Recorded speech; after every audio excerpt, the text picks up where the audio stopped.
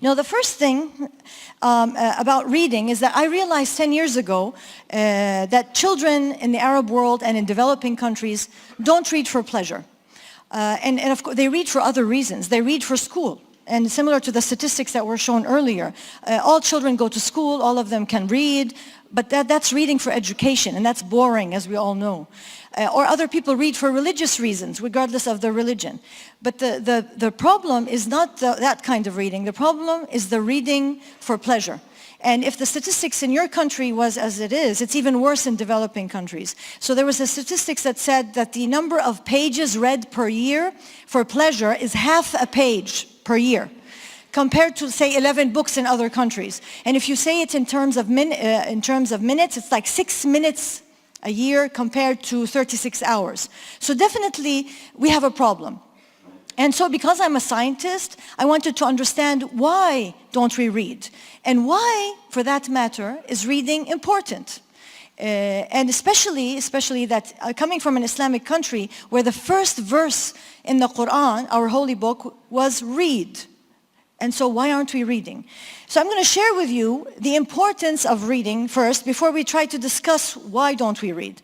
First of all, when we read, our imagination grows and broadens because we learn about different people from different cultures, from different countries.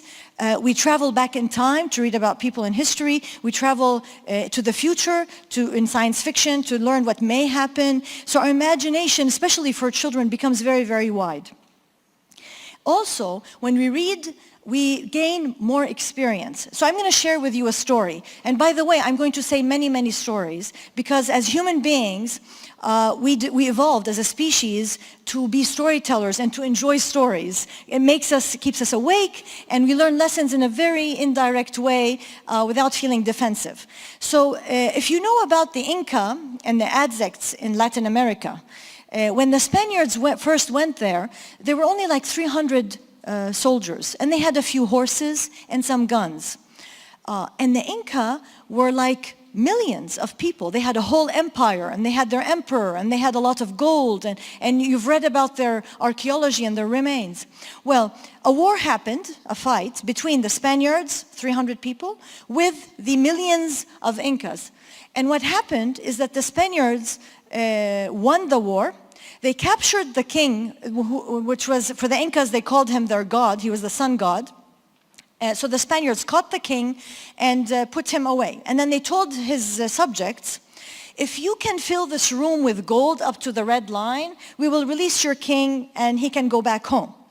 So what did the Incas do? They trusted the Spaniards. They filled the room with gold. And what did the Spaniards do? They took the gold, they killed the emperor, and that was the end of the story. Now, the question is, how could millions of people, even if they just stood line by line, why did they lose the war? And why did 300 Spaniards were able to win the war? I mean, it's not the horses, it's not the people, how many guns? So the analysis was, apparently the Incas don't have a written language. They only have an oral language. So all the experience they have is something they've heard from somebody else. So that limits your experience because there's so much you can memorize and there's so many people who can hear you. While the Spaniards came from a civilization where everything was written. So they had all the experience of the people before them. And so this is what we gain when we read. We gain experience of everyone else, as it was mentioned in the video before. Also, when we read, we learn to understand other people. We can start thinking how the other people think. And there was an experiment that was done 2 years ago where they took adults ages 18 to 85 and they gave them to read for 3 minutes. Either they read nonfiction, or they read pulp fiction, just the nonsense magazines and things like that, or they read literary fiction like Tolstoy or Dickens or something really literary, or not to read at all for 3 minutes. And they measured the empathy of these people before they started reading and after 3 minutes of reading or not reading. And the tests that they used were, you use the eyes, that you can guess what a person is thinking just from looking at their eyes. And actually, you can go and do the test by yourself online and test how empathetic you are by looking at taking the test. Just write eye test for empathy. Well, guess what they found? They found that if you don't read, or you read nonfiction, or you read pulp fiction, your empathy doesn't change. Only if you read literary fiction, your empathy increases. Because when you read Dickens or Tolstoy, you're actually living in the shoes of the other person. You understand how they're thinking, what they're feeling. So actually, the New York Times wrote an article on this experiment and said, so everybody, before you go to a job interview or for a date, you should read a little bit of Tolstoy, so you're more empathetic.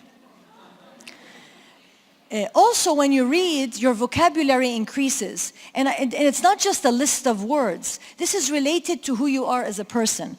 So for example, imagine a child who just got a baby brother. And if maybe some of you remember having a baby sister or brother who you were very jealous of. Or your parents now and you have 2 children and you know how the older one is very jealous.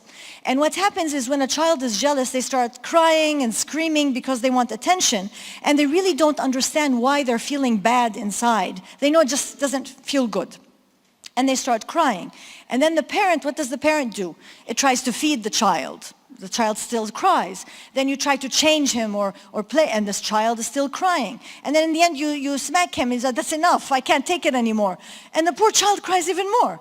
But if you had sat with your child and read a story about, a new baby brother and how the older brother felt jealousy, and you gave a term for the feeling, when the child feels that, he remembers the story. He has something to share with his mother, telling her, I feel like the boy in the story. And what will the mother do? She won't feed him or hit him. She'll take him and hug him and respond to his needs. So vocabulary is very important, and we get it from reading, and it helps us create a generation that is not violent, because they have words to express themselves rather than physically. Also, when you read, you learn that there are different ways of looking at one situation. I may look at something from a different perspective because I come from a different culture. You may look at the same picture and see something totally different. Like in this image, this optical illusion. How many of you can see an old woman in this image? Raise your hand. Right. How many can see a young woman? Raise your hand. And you're both correct, and both. So we're all correct. And this is very important. Yeah, it takes time.